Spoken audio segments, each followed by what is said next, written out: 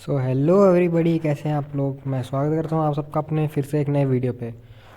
तो आज मैं इस वीडियो में आप लोग के लिए लेके आया हूं एक कंपनी की फंडामेंटल एनालिसिस के बारे में। आप स्क्रीन देख पा रहे हो कंपनी, और थंबनेल में भी देखा होगा। इसका नाम है भारत इलेक्ट्रॉनिक्स। ओके, सो ये एक मिड कैप की कंपनी है और 99 रुपीज़ के आसपास के शेयर की वैल्यू भी चल रही है।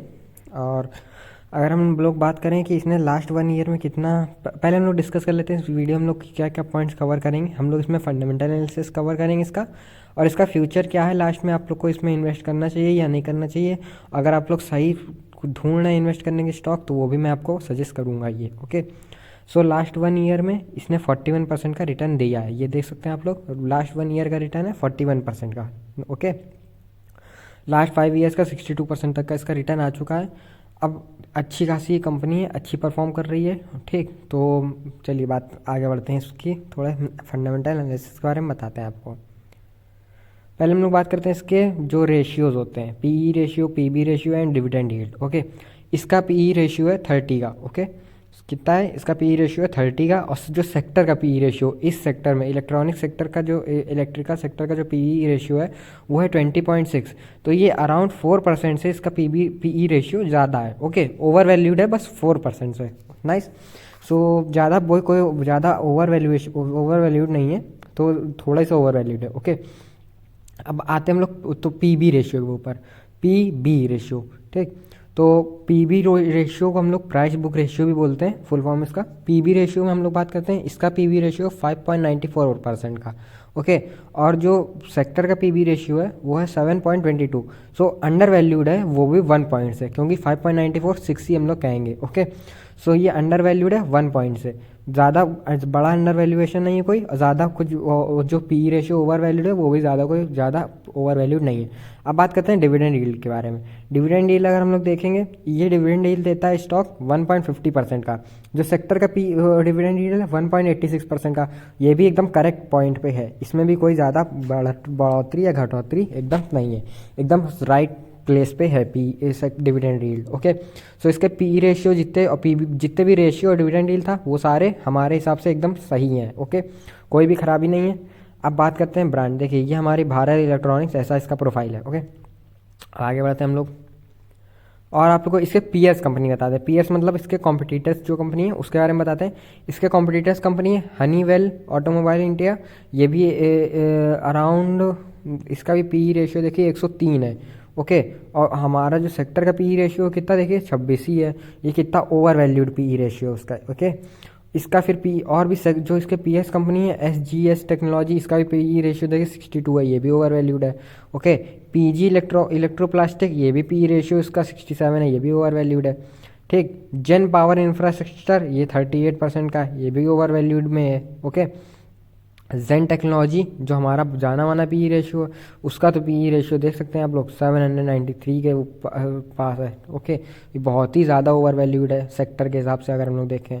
सो मेरे हिसाब से जितने भी इसके पीएस कंपनी है उस सब में मेनली ज़्यादातर मैं यही प्रीफर करना चाहूँगा अगर आप लोग इस सेक्टर में इन्वेस्ट करना चाहते हैं। ओके, अब आगे बढ़ते हैं हम लोग फाइनेंशियल्स के ऊपर। ठीक, सी फाइनेंशियल स्टेटमेंट्स पे हम लोग क्लिक करेंगे।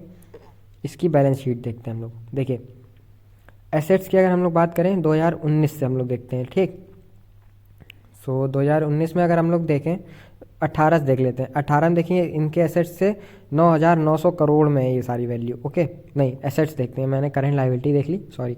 18,900 करोड़ थे। ओके, फिर 2019 में 20,000 हो गए, बढ़ोतरी हुई है।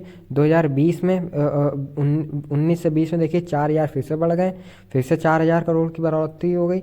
फिर 21 में देखिए बहुत ही ज़्यादा, 4 से सीधा 9 पे आ गया है, तो ये भी 5 पॉइंट का 5,000 करोड़ की बढ़ोतरी हो गई। और फिर वो देखिए 22 का सेशन है। ठीक, इसमें 33,000 करोड़ हो गए इनके टोटल एसेट्स भी इनके बढ़ गए हैं। ओके, अब लाइबिलिटी की बात करनी चाहिए। लाइबिलिटी देखते हैं हम लोग। देखिए लाइबिलिटी क्या एसेट से तेज़ी से बढ़ रही है, एसेट से धीरे बढ़ रही है। देखिए 10,000 करोड़ की लाइबिलिटी थी इनकी, 19 में 11,000 की हुई, ज़्यादा 1,000 बढ़ा है, जो कोई ज़्यादा बड़ा अमाउंट नहीं बढ़ा है।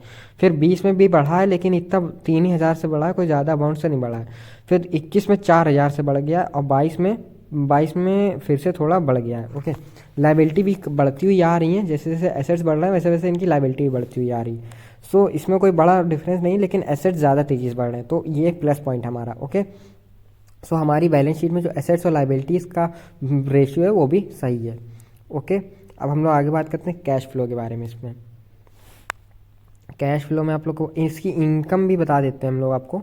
नेट इनकम देखिए, नेट इनकम 2019 की इसकी थी 1800 करोड़ की, फिर 1823, फिर देखिए 2021 में बढ़ोतरी हो गई 20,000 हो गई, फिर 2022 में फिर से बढ़ोतरी हुई है, और अभी तक की जितनी वो है वो 2022 में जो पिछले साल का था उससे ज़्यादा ही इसकी आई है नेट इनकम। सो ये नेट इनकम इसकी लगातार बढ़ती हुई आ रही है, ये भी हम लोग के लिए एक प्लस पॉइंट है। सारे इसमें पॉइंट्स हम लोग को प्लस में ही दिख रहे हैं, कोई नेगेटिव पॉइंट अभी तक नहीं मिला हम लोग को। हाँ, तो इसकी जो नेट ये जो है कैश फ्लो में हम लोग बात करते हैं, कैश फ्लोज का देखते हैं। 2018 से कैश फ्लोज का देखना शुरू करेंगे हम लोग। ओके, सो 2018 में देख रहे हैं कैश फ्लो, इसमें एक मिनट, फ्री कैश फ्लो हम लोग देखते हैं। मेनली जो हम लोग को देखना है वो फ्री कैश फ्लो देखना है। 2018 में इनका माइनस में था कैश फ्लो, 1400 करोड़ का माइनस में था, लेकिन 2019 में संभाला इन्होंने और फिर प्लस में आ गया। एक तो देखिए जो 1400 करोड़ का वो माइनस में था ही था, उसको कवर अप करा, फिर प्लस में भी आ गए ये लोग 700 करोड़, मतलब इनका अच्छा खासा कैश फ्लो वापस आया है। फिर 2020 में देखते हैं और बढ़ गया है, 700 से 1800 हो गया है। ओके, तो ये भी बहुत तेज़ी से बढ़ा है। फिर 21 में देखिए 1800 से 4000 हो गया है, ये भी बहुत ही तेज़ी से बढ़ गया है, मतलब लगातार बढ़ता ही हुआ आ रहा है। और 2022 में देख सकते हैं 3600 करोड़ हो गया है, 3652 36,052 करोड़ हो चुका है इसका cash flow, free cash flow. So it is an good for investors and this company. आप लोग देख सकते हैं लगातार इसमें सारी चीज़ें जो हैं बढ़ोतरी होती हुई आ रही, कोई भी चीज़ में हम लोग को माइनस पॉइंट नहीं मिला है। सो मैं आप लोग को ये सजेस्ट करूँगा, अगर आप लोग ये कंपनी में इन्वेस्ट करना चाहते हैं तो आप लोग इन्वेस्ट कर सकते हैं बिना कोई झिक के। ओके, क्योंकि इसकी जितनी भी सब हैं वो सारी चीज़ें आप लोग को पॉजिटिव ही मिली, कोई भी चीज़ हम लोग को जितनी भी अभी तक आप लोग को दिखाई कोई भी चीज़ नेगेटिव नहीं मिली है। ओके, सो आप लोग फाइनेंशियल ट्रेंड देख रहे हैं, फाइनेंशियल ट्रेंड अगर देखेंगे लगातार बढ़ता हुआ आ रहा है, देख रहे हैं आप लोग 12% था, फिर 2019 से देखिए 2019 12, फिर 2020 में 13, फिर 2022 में 14 हो गया, फिर 2021 में 14 हो चुका है, 2022 में 15 हो चुका है, फिर से इसमें बढ़ गया ये। सो लगातार ये बढ़ता हुआ आ रहा है, सारे रेशियोस इसके सही हैं, सारे फंडामेंटल सही हैं, सारे कंपनी के फाइनेंशियल सही हैं, कोई भी दिक्कत वाली बात नहीं है। और ये अभी करेंटली 98 के आसपास ट्रेड कर रहा है। आप लोगों को अगर लॉन्ग टर्म में इसमें इन्वेस्ट करना है आप लोग इन्वेस्ट कर सकते हैं बिना कोई वो डर के और रिस्क के। अब थोड़ा बहुत आप लोग अपना रिस्क मैनेजमेंट करके अपने इसमें इन्वेस्ट कर सकते हैं। ओके, और बाकी आप लोग अपना जैसे इन्वेस्ट करना चाहते हैं, इसमें बहुत ही अच्छी कंपनी आप लोग इन्वेस्ट कर सकते हैं, मैंने पर्सनली भी इसमें इन्वेस्ट करके रखा हुआ है। So thank you guys for watching our today's video, and I will prefer you to buy this stock for long term, and stay tuned to our channel. Be profitable guys.